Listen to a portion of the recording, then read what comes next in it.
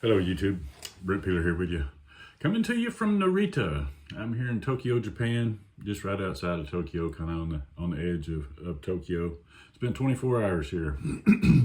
flew in last night, and this has got to be the perfect place if you've got like a 24-hour layover, because these people avoid human interaction at all cost.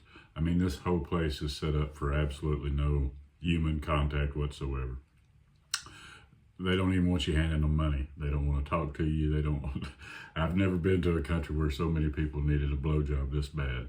I mean, I think that's the reason the birth rates are so low here. I'm talking about these are some well-disciplined, quiet, I'm here in probably the quietest country I've ever been to in my life, fixing to head to the noisiest country I've ever been to in my life.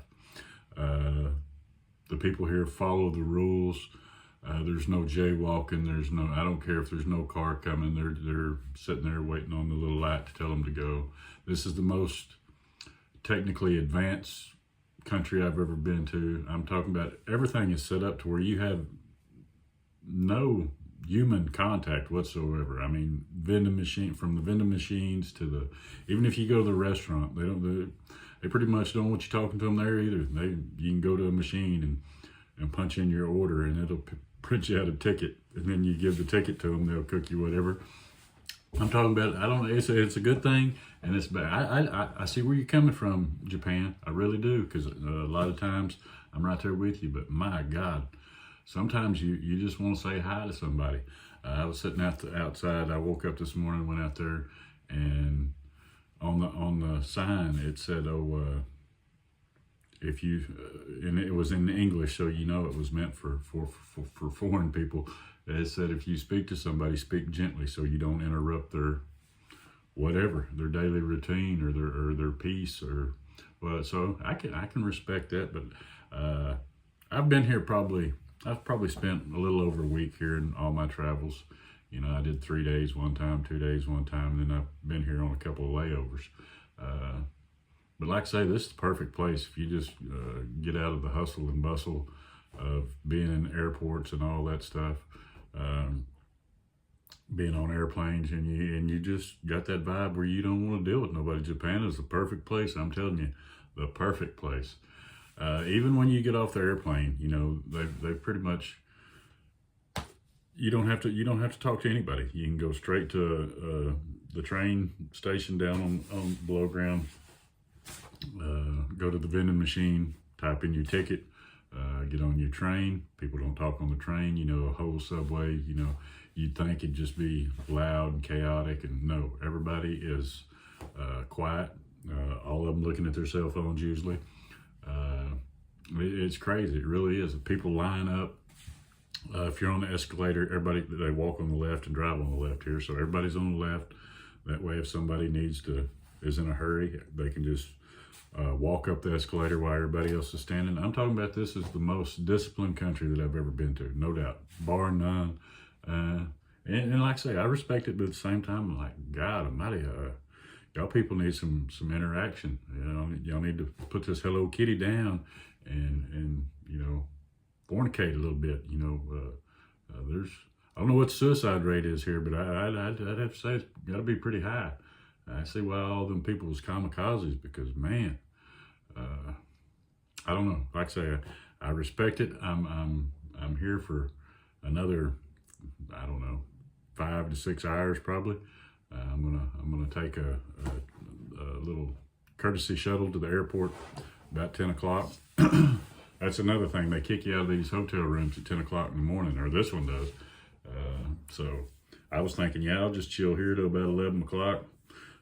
It's about 10 minutes to the airport, and I'll be good to go. But no, the checkout time's at 10. The transfer shuttle runs at 10:15. He told me just kind of chill out until it was time to go down there. That wasn't a big deal, but yeah, I mean the hotel staff and all that, very friendly, very friendly. I mean welcoming and all that. I'm just saying it's a different vibe here. They really enjoy their peace. And like I say, I get it, I dig it, but sometimes you just need some interaction. I met a guy when we was waiting on our bags there at the airport, and he had the same flight as me. He had the Dallas to, well, we got off the same plane, and he was at the baggage, so of course it was the same. But he's got the next connecting flight as me.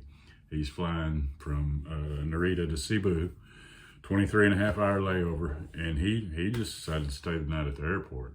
And man, he's tougher. I told him, you're tougher than I am. I guess he just slept in the seats there. I don't know how that went. He messaged me this morning and said, when I get to the airport to give him a holler or whatever, I think he's going to live in Cebu. And so he's brand new and just kind of wanted me to kind of show him the ropes. Not that I know the ropes, but I guess do a little interacting anyway. But I get it. I really, I don't know. 24 hours is enough this time, like I say, because I'm excited. I'm excited to go get back to the Philippines. So, yeah, I don't know. Japan, like I say, it's a well-disciplined country. Well-disciplined and quiet and peaceful. And then I'm about to hit the streets of Cebu and Dumaguete where there is no laws. The only one rule is there is no rule, especially when it comes to driving or walking or noise or any of that. It's just I know I'm ready for it though. I really am. You know, after I've been there about a week, I might be thinking it's time to. I may need to go to Japan just to get a little break from the commotion. But the Philippines people are just so damn friendly. I mean, it's hard to meet a stranger over there. It's just two different vibes, and it's what, a 4-hour plane ride, 4.5-hour plane ride from here to there, and it's cold here. I guess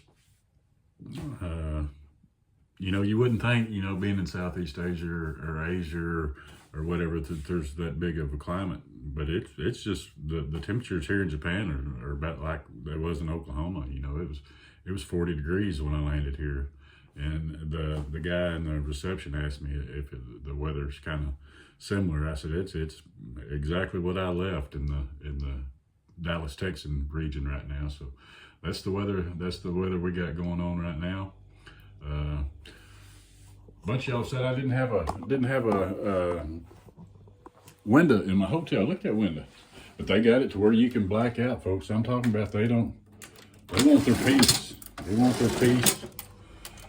But Tokyo's just a beautiful city, folks. It really is. It's a beautiful city. It's a modern city. It's just a whole different vibe, a whole totally different vibe than I'd say anywhere I've been in on this part of the world. I mean, they really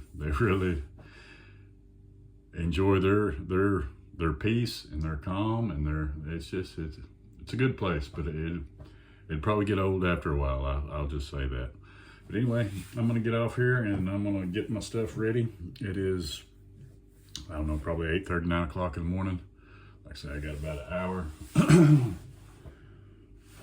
I've had for 2 days that feeling that I'm forgetting something and it hadn't clicked in what I'm forgetting yet. Like I say, the day before yesterday when I was doing all that driving, I had to drive to my house there in Mangum or whatever, from my son's house, and so I was on the road the whole time. Checked the mailbox, didn't get my mail, so went and ate dinner with my son, my oldest son, then drove straight back and picked up my youngest son, and he took me to the hotel there at the airport. But the whole time I drove the whole way, and so I really, you would think it would have hit me on that airplane ride, that 13 hours, that, you know, that shit, we forgot Kevin moment. I keep thinking I'm going to have it, and I haven't yet, so that's a good thing.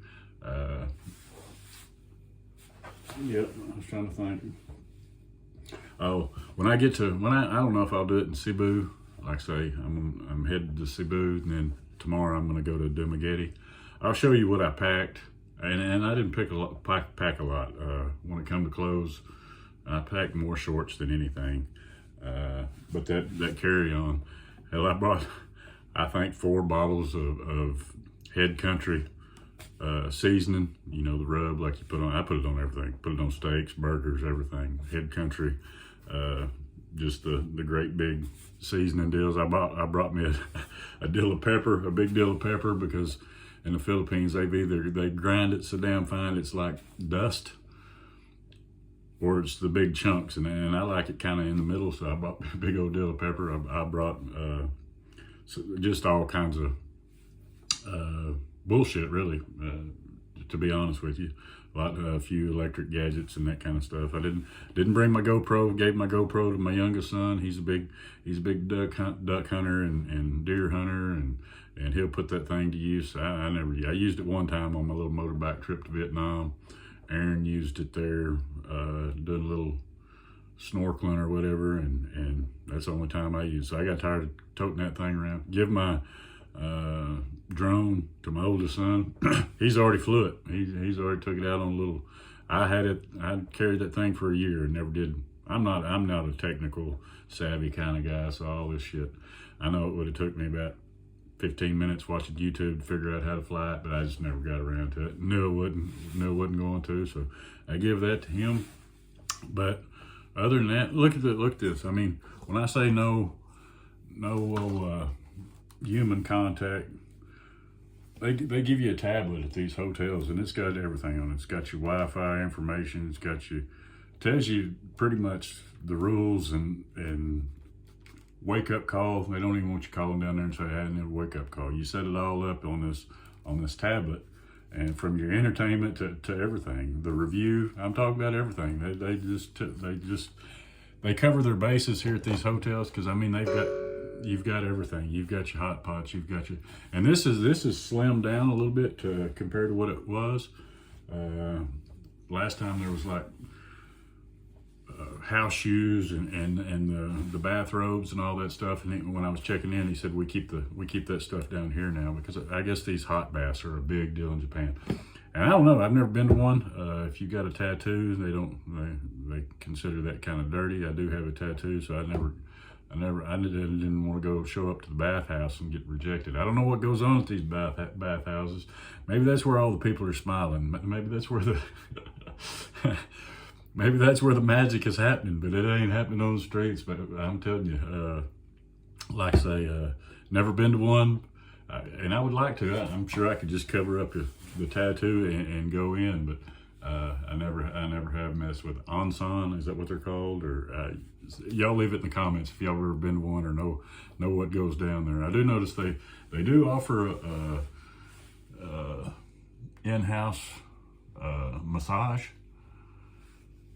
but that may be the only contact you can get. Is it a deal like that? I don't know. If y'all ever been to one, leave it in the comments. And this room was like $45.